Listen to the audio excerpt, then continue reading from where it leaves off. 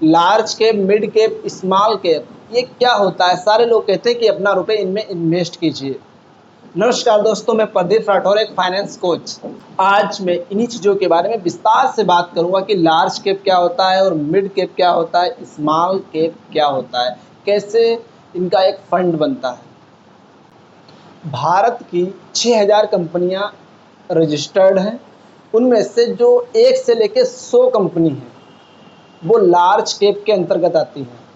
101 से लेके 250 तक जो कंपनी है वो मिड कैप के अंतर्गत आती है। 251 से लेके 6000 करीब तक जो कंपनी है वो स्मॉल कैप के अंतर्गत आती है। अब तो आपको क्लियर हो गया कि लार्ज कैप में कौन सी कंपनी आती हैं और मिड कैप में कौन सी कंपनी आती हैं और स्मॉल कैप में कौन सी कंपनी आती है। इनको डिसाइड कैसे किया जाता है कि लार्ज कैप में कौन सी कंपनी आएगी, मिड कैप में कौन सी कंपनी आएगी और स्मॉल कैप में कौन सी कंपनी आएगी। लार्ज कैप में वो कंपनी आती है जिसका मार्केट कैपिटल 35 से 36 हजार करोड़ रुपए है और मिड कैप के अंतर्गत वो कंपनी आती है जिसका मार्केट कैपिटल 18,000 करोड़ रुपए है और उसके बाद में जो कंपनियां हैं वो स्मॉल कैप के अंतर्गत आती हैं। अब मैं बात करता हूं कि निफ्टी 50 क्या होता है। निफ्टी 50 के अंतर्गत लार्ज कंपनी रजिस्टर्ड होती है। लार्ज कंपनी में 1 से लेके 50 कंपनी रजिस्टर्ड होती हैं। जो भारत की टॉप 50 कंपनी होती है उसे निफ्टी 50 कहा जाता है। निफ्टी नेक्स्ट 50 ये क्या होता है? इसमें 51 से लेके 100 कंपनी रजिस्टर्ड होती है। जो भारत की लार्ज कंपनियां होती हैं उन्हीं में से 50 के बाद 51 से लेके 100 कंपनी जो रजिस्टर्ड होती हैं उन्हें निफ्टी नेक्स्ट 50 कहा जाता है। अब मैं बात करता हूँ निफ्टी मिड कैप क्या होता है। इसमें भारत की 101 कंपनी से लेके 150 कंपनी तक, 101 कंपनी से लेके इसमें 150 कंपनी रजिस्टर्ड होती है। तो आपकी टोटल कंपनी हो गई 100 कंपनी लार्ज कैप में निकल गई।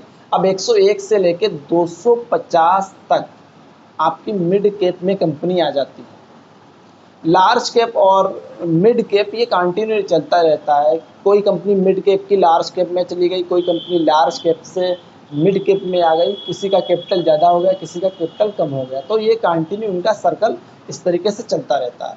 अब मैं बात करता हूँ निफ्टी स्मॉल कैप क्या होता है। निफ्टी स्मॉल कैप क्या होता है? इसके अंतर्गत 251 से लेके 6000 जो भी कंपनी रजिस्टर्ड है वो सारी की सारी स्मॉल कैप के अंतर्गत आ जाती है। लार्ज कैप के अंतर्गत आपको रिटर्न कम मिलता है लेकिन उसमें रिस्क बहुत कम होता है। मिड कैप के अंतर उससे लार्ज कैप से ज़्यादा रिटर्न मिलता है लेकिन उसके अंतर्गत उससे कम रिस्क होता है। और स्मॉल कैप के अंतर्गत रिटर्न आपको ज़्यादा मिलता है लेकिन रिस्क बहुत ज़्यादा होता है क्योंकि कंपनी ने शुरुआत की होती है। इसकी भी कैपिटल 9 से 10 हजार करोड़ रुपए होती है।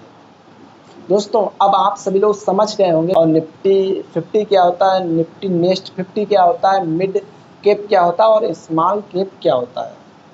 Large cap, mid cap, small cap, इन तीनों में आप रुपए इन्वेस्ट करना चाहते हैं तो इसका एक इंडेक्स बनता है जिसको हम कहते हैं निफ्टी 500 TRI।